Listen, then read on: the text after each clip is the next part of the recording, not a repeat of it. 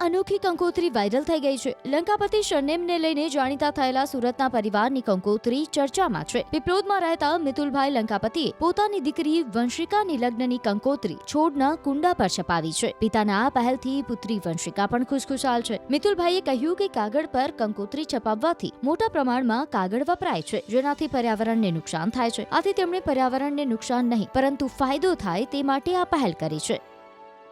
સુરતનો એક એવો પરિવાર કે જે લંકાપતિના નામથી ઓળખાય છે, એટલે કે નામને લઈને વર્ષોથી સુરતના લોકો જાણે છે, પણ હવે વધુ જાણતા થાય છે દીકરીના લગ્નને લઈને. કંકોત્રી બનાવી છે. કંકોત્રી ઘણી બધી જોઈ હશે, કાગળની, મ્યુઝિકલ, ડ્રાયફ્રૂટવાળી, પણ આ કંકોત્રી પર્યાવરણને લગતી કંકોત્રી છે. પરિવારના મિતુલભાઈ છે, આપણે સીધા પહેલાં એમની સાથે વાત કરીએ. મિતુલભાઈ, લંકાપતિ તરીકે ઓળખાવ છો સુરતમાં, પહેલાં તો લંકાપતિ વાળી વાત કરીએ, ત્યારબાદ દીકરીના લગ્નની કંકોત્રી.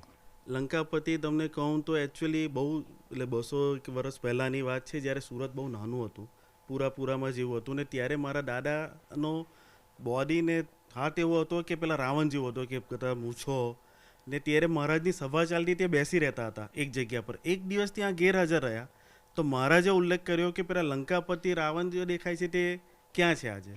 બસ ત્યારથી લંકાપતિ સરનેમ ચાલુ થઈ ગઈ, ને એ તમે પણ જાણો છો ને બધા સુરતને ખબર છે કે લંકાપતિથી આખા ઇન્ડિયામાં આપણે વાયરલ થયેલા હતા. હવે મારું નામ તો ફેમસ થયું, સરનેમ ફેમસ થઈ, બધાને ખ્યાલ આવી ગયો.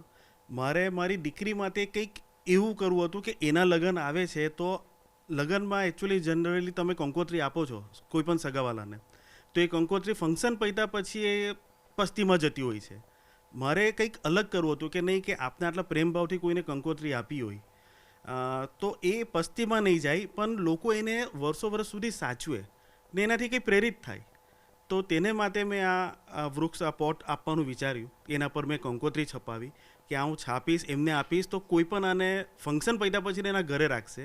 ના, ઇન્ડોર પ્લાન્ટ છે એટલે લોકો એને ઘરે રાખશે, ઘરની બહાર મૂકવાના નથી. તો લોકોને વૃક્ષ પ્રત્યે પ્રેરિત પણ થાય કે વૃક્ષ વાવવા જોઈએ, એ આપણા એન્વાયરમેન્ટ માટે કેટલું સારું છે. એક કંકોત્રીનો આપણે કોન્સેપ્ટ પણ અલગ સમાજમાં કરી શકીએ, તે સમાજને પણ એક મેસેજ મળે, એટલે પછી આ આઈડિયા મને આવ્યો. સ્પાઈડર વૃક્ષ જ કેમ પસંદ કર્યું? આના ઘણા બેનિફિટ્સ છે. તમે ઓક્સિજન પ્રોવાઈડ કરે છે. આ જે એન્વાયરમેન્ટ ઘરની અંદરમાં છે તે બેડ સેલ્સ આવે છે તે મારી નાખે છે. બીજું કે આની અંદરમાં ઝેરીલા જે તત્વો હોય છે તે શોષવાની તાકાત છે. એર પ્યુરિફાઈ કરે છે, ને બીજા બેનિફિટ્સ તો છે ઘણા છે. બિલકુલ. આ તો મિતુલભાઈ હતા, પણ જે દીકરીના લગ્ન છે વંશિકા, આપણે એની સાથે વાત કરીશું. વંશિકા, શું કહેશો? લંકાપતિના નામે સ્કૂલ કોલેજમાં તો ફેમસ, હવે લગ્નની કંકોત્રીમાં?